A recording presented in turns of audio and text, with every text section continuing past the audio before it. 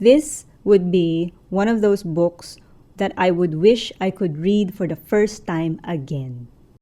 Hi everyone, this is Paul Loves to Read, and as you know in this channel, it's all about spreading the love and joy for literature. And today it's a special episode because it's Book Lovers Day today. In case you don't know, there is such a thing. August 9th is actually Book Lovers Day. I also just recently found out about it and I'm glad I did.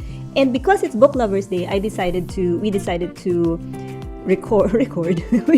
We decided to shoot a special episode for you.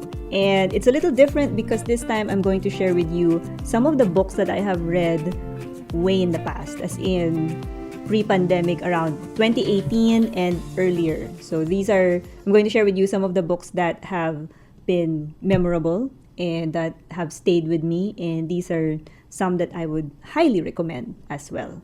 And as it turns out, apparently, there's a lot of love stories that I enjoyed in the past, which is a surprise even to me because nowadays love stories is not exactly, or romance novels is not exactly the genre that I would look for.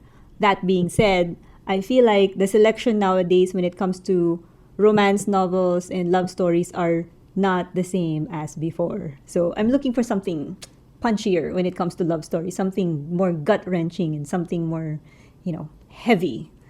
There are a lot of love stories nowadays. There are a lot of romance novels, but typically they're lighter, more joyful, happier type love stories. First book is Beautiful Ruins by Jess Walter.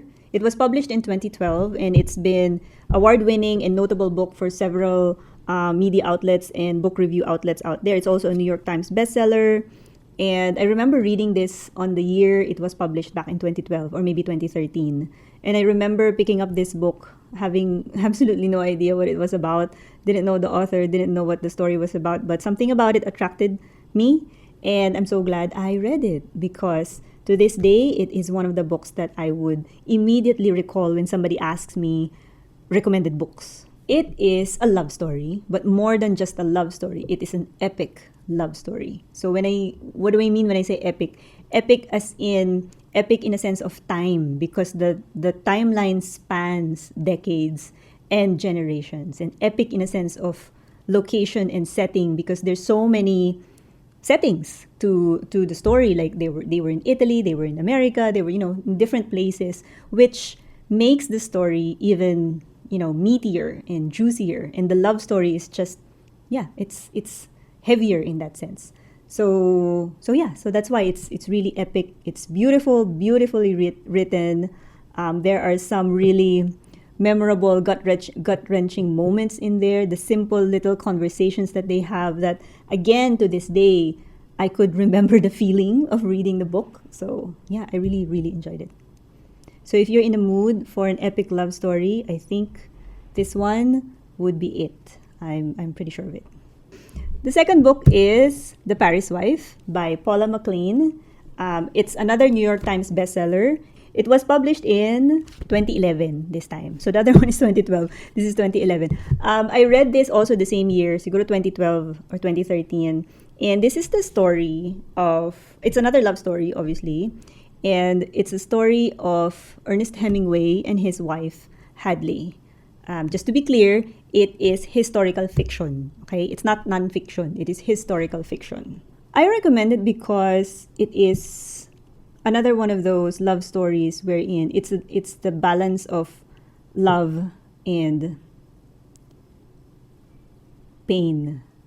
Ernest Hemingway and Hadley's story is not a happy ending. That's well known, and I thought it captured it in the book. Granted, this is historical fiction, but the way it's written and the events that is novelized or fictionalized by the author, I thought was beautiful, right? And it really captures the craziness of the heyday in Paris during Ernest Hemingway's time, during the jazz age, the crazy jazz age in Paris, when all the creatives and artists, that we know now, that we admire now, that we read about, were there at the time. So it was set in that time. And you could imagine that you could just drown in that story and you could just picture what it must have been like. And and throughout all of that craziness, there is this love story that, it is deep and heavy, but also painful and destructive. And how do you even sustain that kind of love or that kind of relationship in such a setting? So if you're in that kind of love story mood, if you're interested to know bits and pieces about Ernest Hemingway, about the Jazz Age, about Paris, right? It's very dreamy in that sense. It feels like a movie. So I would recommend it if you're in that mood. Next book is called The Paris Bookshop by Nina George. I don't know how well known this book is. Because I haven't really seen it anywhere else.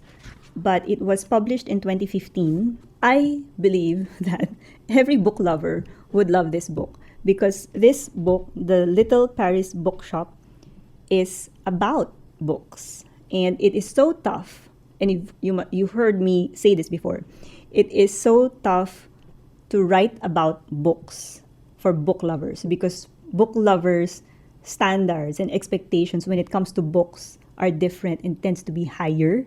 But this one was really good. It's about a bookstore. It's about books, and it's about it's about love story, and I thought it was written really well. Basically, the Little Paris Bookshop is a floating bookstore in Paris, and it is owned by this French guy. His name is Perdue, and his bookstore is unique because he considers his bookshop or his bookstore as an apothecary.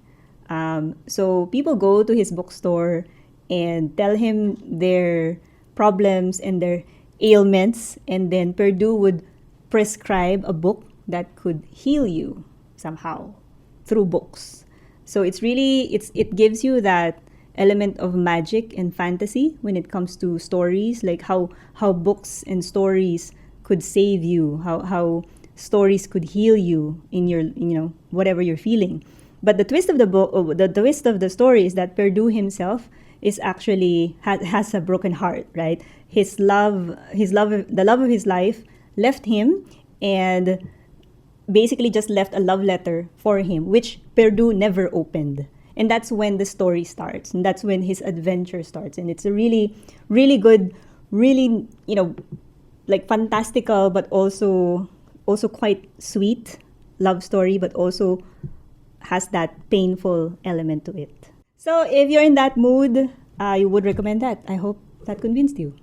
The last book I'm going to share with you, and you will know this for sure because this was a popular movie, is Call Me By Your Name by Andre Aciman. This was published in 2007.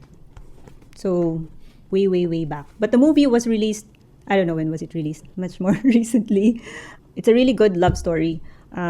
It's a queer love story. So admittedly, I came upon this book because of the movie. I was not aware of this book before the movie.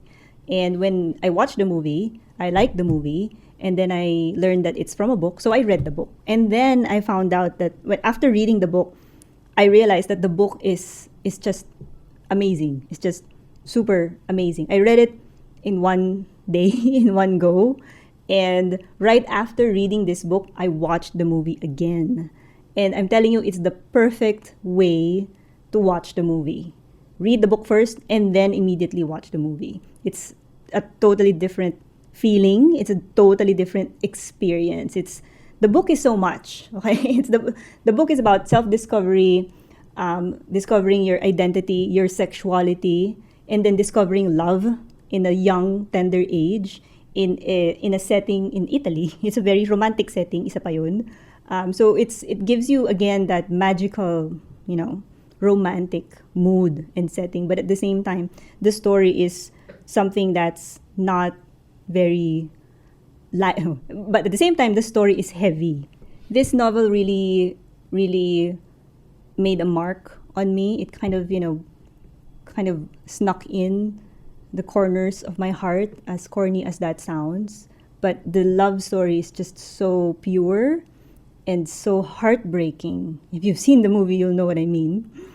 That it just, it would not let you go. So this is one of those books. Another thing I would say, this would be one of those books that I would wish I could read for the first time again. So that's how good of a love story it is. So to wrap it up, again, these are some of the books that I would recommend when it comes to an epic love story. If you're looking for novels that are stories about love, but not necessarily your typical love story, this would be it. These are the types that are heavy, really gut-wrenching sometimes, love story, and painful at times to read, but something that you cannot put down, right? And something that would stay with you. I promise you that. So give it a try. There you go. Happy Book Lovers Day.